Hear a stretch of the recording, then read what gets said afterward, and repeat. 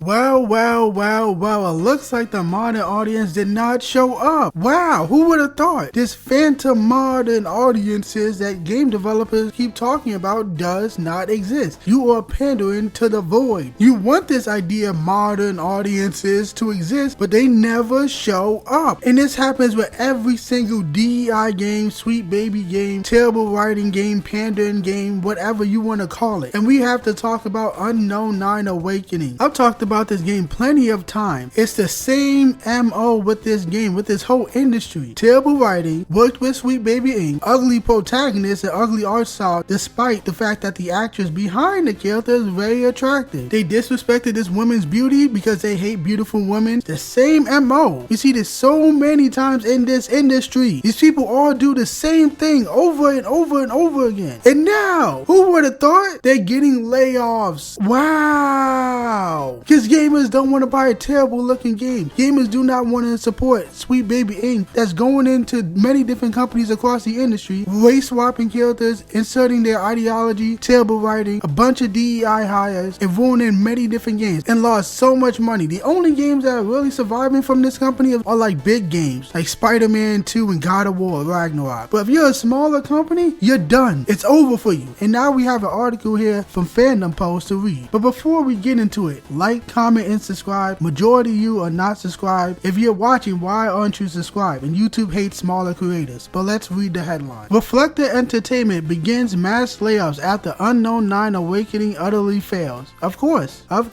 I'm not surprised whatsoever. You don't want to learn your lesson. You don't give gamers what we want. Then you're surprised when nobody buys your garbage. You work with a company that nobody likes, and then you get laid off because you don't want to make a good character. You don't want to make an interesting, attractive character. You don't want to stay away from consultancy firms. You don't want to make something good. No sympathy for these people. And this game was published by Bandai Namco, so you had some funding, and you still made a terrible game. But let's continue reading. Reflector Entertainment began mass layoffs of its employees in the wake of Unknown 9 Awakening commercial and financially failing. One former employee, a dev QA tester, Lee, not even going to try to pronounce that name, who has the rainbow flag in her banner image, of course, and claims to use they pronouns, posted on LinkedIn. Hi everyone, I'm seeking a new role and would appreciate your support. If you have any opportunities or just want to catch up, please send me a message or comment below. I would love to reconnect. No, you made a terrible game. You should not have a job in the gaming industry. She's a QA tester. The game had a bunch of bugs. Besides the terrible graphics and art and characters and Sweet Baby, the game didn't even work properly. I remember reading Steam reviews and people were saying the game wasn't even optimized. So you're not even good at QA testing. You didn't tell them about all the bugs. You didn't tell them that the game was lagging and glitching all over the place. So you're not even good at that. Like, come on, man. Go work in a different industry. This ain't the industry for you. But let's continue reading the article. Sean D, who was a lighting artist at Reflector, also posted, "Hi everyone. Sadly, I've been affected by the layoffs at Reflector Entertainment and I'm currently on a lookout for a new role as a lighting artist. You don't deserve the job. The game was dark and grim. You couldn't even see anything. It takes place in like India, but like at nighttime or seemingly nighttime all the time. So the lighting wasn't even good. And you need good lighting for dark environments. And you didn't even do that. Do these people not realize getting laid off and having a game tank is not a good thing you want on your record? Why would another company hire you when they just saw you help tank another company? That makes no sense to me. What makes you trustworthy to the new company that you want to work for? They just saw you do a terrible job at the company you already worked at. How are you expecting to convince them after you just showed them you did a terrible job? These people just don't understand how the job market works. But let's continue reading the article. Kyrie Holting, who uses they, them, of course, pronouns,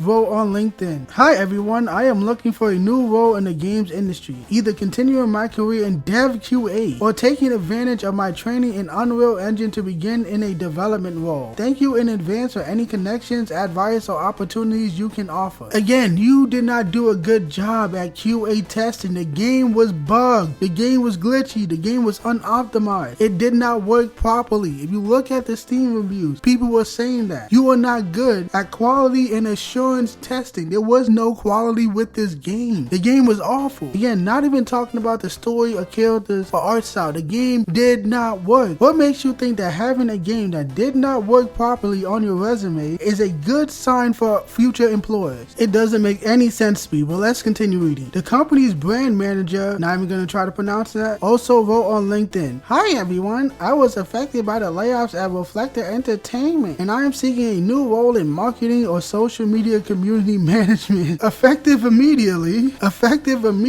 If you hear any opportunities or just want to catch up, please reach out." Why do women love that job? Community management. And every single time I see a game developer with a community manager, they ruin the image of the company. They start banning people, attacking people, pushing their politics and ideology, fighting with the fans, disrespecting the company. They push people away. Why does a company even need a community manager? That's so unnecessary. You can't manage an entire fan base. It makes no sense. There is nothing to manage. You want to get people more excited for your game? Make a good game. Promote it well. Advertise it well. I don't understand why this community manager job is even a thing. There's nothing to manage. If you make good products, you make good games, gamers will follow you. This whole community manager job just doesn't make any sense to me. I don't know why developers even need something like this. Just make a good game and don't attack your fans. That is it. You will have a supporting community. But whatever, I guess. Let's just continue reading. Benjamin McDonald, who uses why are there so many people at the company that does this?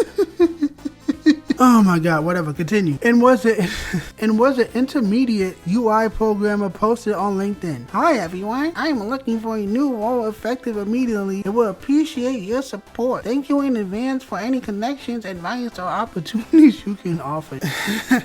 It's like so painfully obvious these people were not hired for talent, they were hired to check a box. Like, just come on now.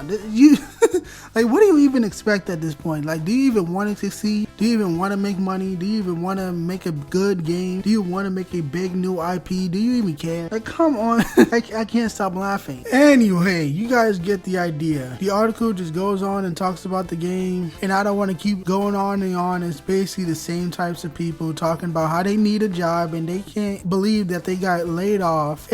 What do you expect? Like, seriously. The article also showed the Steam charts for the game god awful. It peaked at 285 in the last month. Unbelievable. It has 28 people playing it right now. Only 28 people. And at peak 24 hours is 39. That is god awful for a video game. Especially one that has a decent sized budget. I don't know what the budget is, but the fact that it is published by Bandai Namco tells you at least it has somewhat of a budget. And they only have 28 people playing this game. That is beyond embarrassing. This is what happens when you don't give gamers what we want. And what we want is attractive, beautiful women, interesting art style, great looking art style. Make sure the game actually works, because your game does not work properly. It's buggy, unoptimized, broken. It doesn't work. So you couldn't even do that. And this is what happens when you work with companies like Sweet Baby Inc., who are just going around just making everything gay and race swapping characters, injecting their terrible writing, terrible dialogue, their ideologies and everything, injecting DEI and everything. I don't know why so many companies haven't learned their lesson that these Sweet Baby people will ruin your company. And whenever gamers see that, gamers are not buying. How hard is it to just get a good writer? That's it. How hard is it to know what people want out of the type of game that you are making? Have you played similar games before? Oh my god, these people are just never passionate. I have no word. This industry is beyond untalented. This is why you guys should play indie games. The independent games actually focus on gameplay. They don't do this nonsense. They don't have hideous women, terrible art. They don't have ugly realism. They have an actual art style. And they are trying to push politics in your face. So I do not feel sorry for this company. Nobody should, because this is so respected. Hopefully Bandai Namco learned their lesson as well. I don't know why you even bought this developer in the first place. That was a big mistake, and now everybody's laughing at you. And I don't have much else to say. I don't want to keep repeating myself. So Bandai Namco and Unknown 9 Awakening, go fuck yourself.